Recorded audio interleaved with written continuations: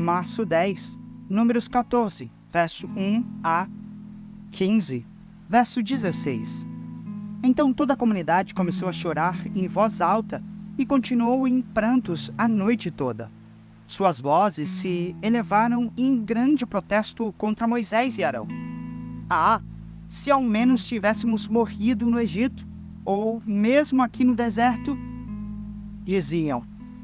Por que o Senhor está nos levando para essa terra só para morrermos em combate?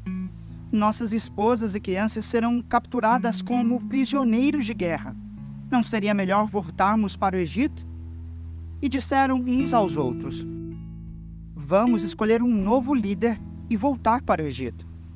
Moisés e Arão se curvaram com o rosto em terra diante de toda a comunidade de Israel. 2 dos homens que tinham feito o reconhecimento da terra, Josué, filho de Nun, e Calebe, filho de Jefoné, rasgaram suas roupas e disseram a toda a comunidade de Israel, a terra da qual fizemos reconhecimento é muito boa, e se o Senhor se agradar de nós, Ele nos levará em segurança até ela e a dará a nós. É uma terra que produz leite e mel com fartura. Não se rebelem contra o Senhor e não tenham medo dos povos da terra. Diante de nós, eles estão indefesos. Não tem quem os proteja, mas o Senhor está conosco. Não tenham medo deles. Ainda assim, toda a comunidade começou a falar em apedrejar Josué e Calebe. Então a presença gloriosa do Senhor apareceu na tenda do encontro a todos os israelitas. E o Senhor disse a Moisés, até quando este povo me tratará com desprezo? Será que nunca confiarão em mim, mesmo depois de todos os sinais que realizei entre eles? Eu os deserdarei e os destruirei com uma praga. Então farei de você um povo ainda maior e mais poderoso que eles.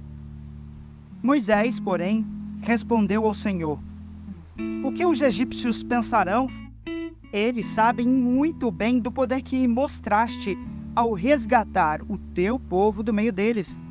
Os egípcios informaram isso aos habitantes dessa terra, que já ouviram falar que vives entre o teu povo. Sabem, Senhor, que apareces ao teu povo face a face, e que a tua nuvem permanece sobre ele, e que vais adiante dele na coluna de nuvem de dia e na coluna de fogo à noite. Se exterminares todo este povo com um só golpe, as nações que ouviram falar de tua fama dirão, o Senhor não foi capaz de levá-los à terra que jurou lhes dar. Por isso, os matou no deserto. Por favor, Senhor, mostre que o teu poder é tão grande quanto declaraste, pois disseste, o Senhor é lento para se irar, é cheio de amor e perdoa todo tipo de pecado e rebeldia.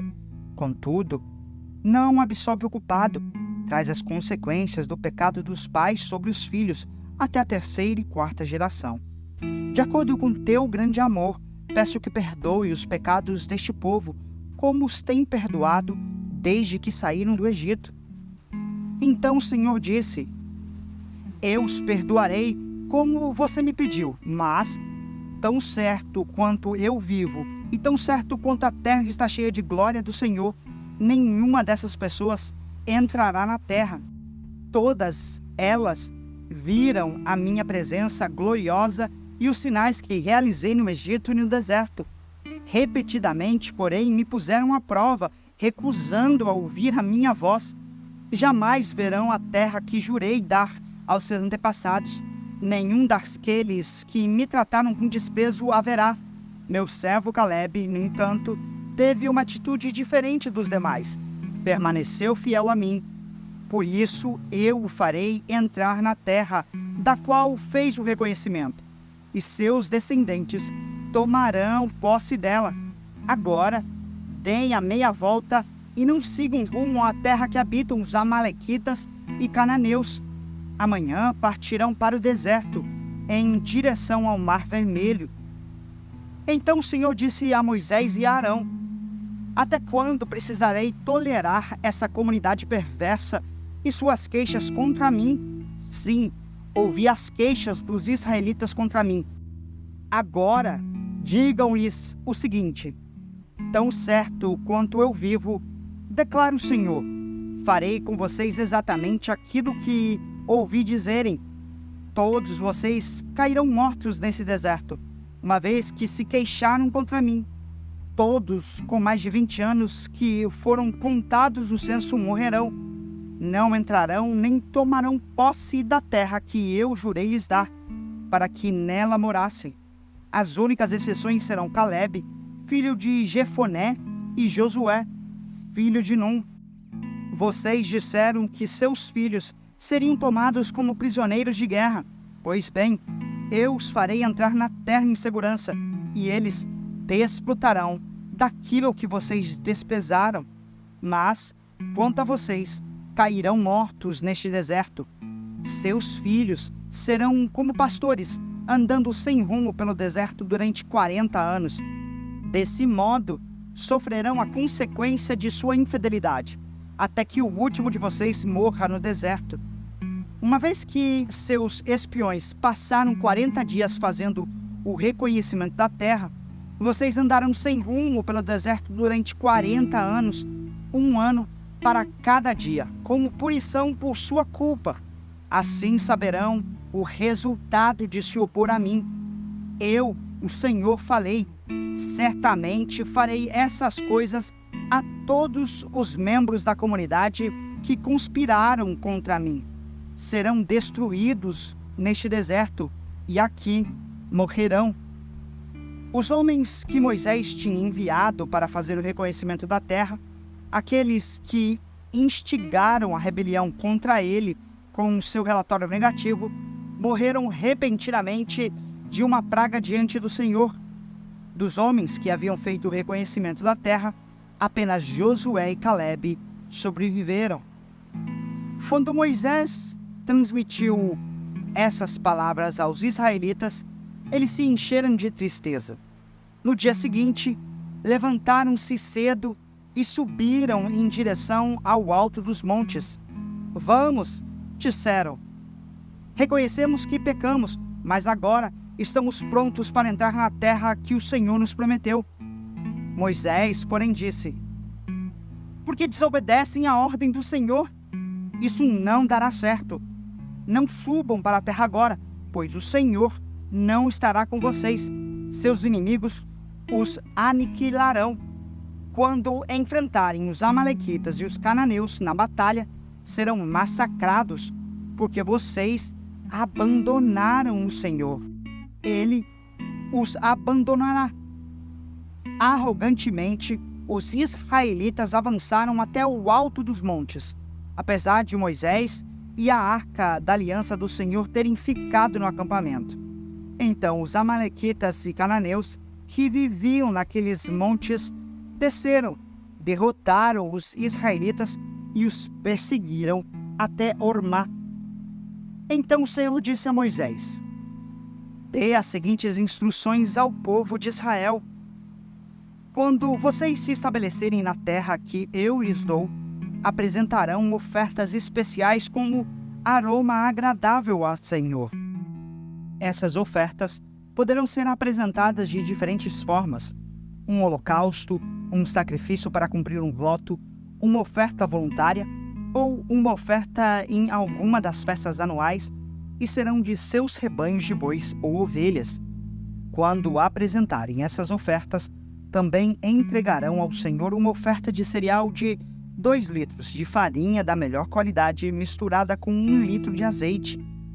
Para cada cordeiro apresentado como holocausto ou sacrifício, vocês entregarão também 1 litro de vinho como oferta derramada. Se o sacrifício for um carneiro, apresentem uma oferta de cereal de 4 litros de farinha da melhor qualidade, misturada com 1 litro e 1/3 de azeite, e 1 litro e 1/3 de vinho como oferta derramada. Será um aroma agradável ao Senhor. Quando apresentarem um novilho como holocausto, como sacrifício para cumprir um voto, ou como oferta de paz ao Senhor, também entregarão uma oferta de cereal de 6 litros, de farinha da mesma qualidade misturada com 2 litros de azeite. e 2 litros de vinho como oferta derramada. Será uma oferta especial, um aroma agradável ao Senhor. Cada sacrifício de novilho, carneiro, cordeiro ou cabrito deverá ser preparado dessa maneira. Sigam essas instruções para cada sacrifício que apresentarem.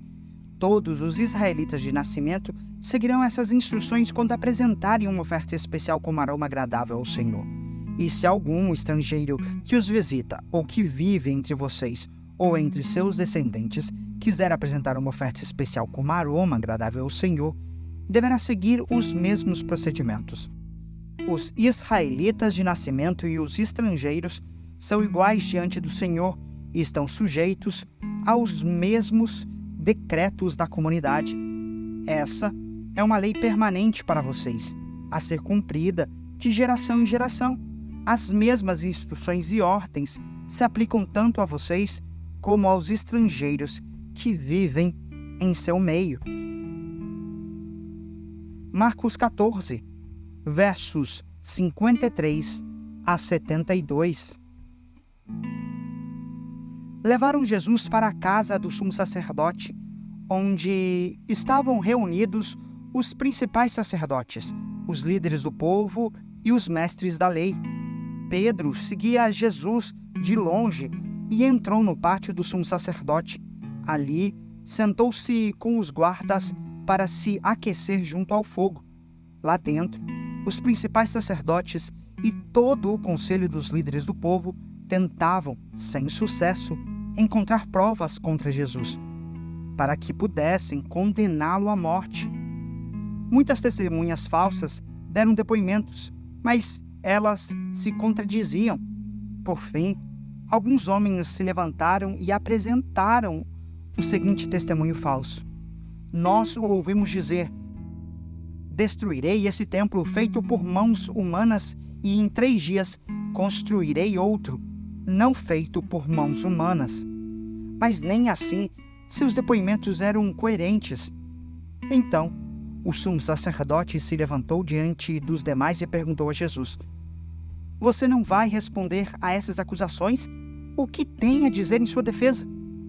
Jesus, no entanto, permaneceu calado e não deu resposta alguma. Então, o sumo sacerdote perguntou: você é o Cristo, o Filho do Deus bendito? Eu sou, disse Jesus. E vocês verão o Filho do Homem sentado à direita do Deus poderoso e vindo sobre as nuvens do céu. Então, o sumo sacerdote rasgou as vestes e disse: que necessidade temos de outras testemunhas? Todos ouviram a blasfêmia. Qual é o veredito? E todos o julgaram culpado e o condenaram à morte. Então, alguns deles começaram a cuspir em Jesus. Vendaram seus olhos e lhe deram socos. Profetize para nós, zombavam. E os guardas lhe davam tapas enquanto o levavam. Enquanto isso, Pedro estava lá embaixo no pátio. Uma das criadas que trabalhava para o sumo sacerdote passou por ali e viu Pedro se aquecendo junto ao fogo. Olhou bem para ele e disse: você é um dos que estavam com Jesus de Nazaré.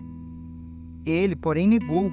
Não faço a menor ideia de que você está falando, disse, e caminhou em direção à saída. Naquele instante, o galo cantou. Quando a criada o viu ali, começou a dizer aos outros: este homem com certeza é um deles. Mas Pedro negou novamente. Um pouco mais tarde, alguns dos que estavam por lá confrontaram Pedro, dizendo: você deve ser um deles, pois é galileu. Ele, porém, começou a praguejar e jurou: não conheço esse homem de quem vocês estão falando. E no mesmo instante, o galo cantou pela 2ª vez. Então Pedro se lembrou das palavras de Jesus: antes que o galo cante 2 vezes, você me negará 3 vezes. E começou a chorar. Salmos 53, versos 1 a 6. Ao regente do coral. Meditação, Salmo de Davi. Os tolos dizem em seu coração: não há Deus. São corruptos e praticam o mal, nenhum deles faz o bem. Deus olha dos céus para toda a humanidade, para ver se alguém é sábio, se alguém busca Deus. Todos, porém, se desviaram, todos se corromperam. Ninguém faz o bem, nenhum sequer. Acaso os que praticam o mal jamais aprenderão? Devoram o meu povo como se fosse pão e nem pensam em orar a Deus. Grande terror se apoderar deles, terror como nunca experimentaram. Deus espalhará os ossos dos que atacam seu povo. Serão humilhados, pois Deus os rejeitou. Quem virá do Monte Sião para salvar Israel? Quando Deus restaurar seu povo, Jacó dará gritos de alegria e Israel exultará. Provérbios 11, verso 4. As riquezas de nada ajudarão no dia do juízo, mas uma vida justa livra da morte.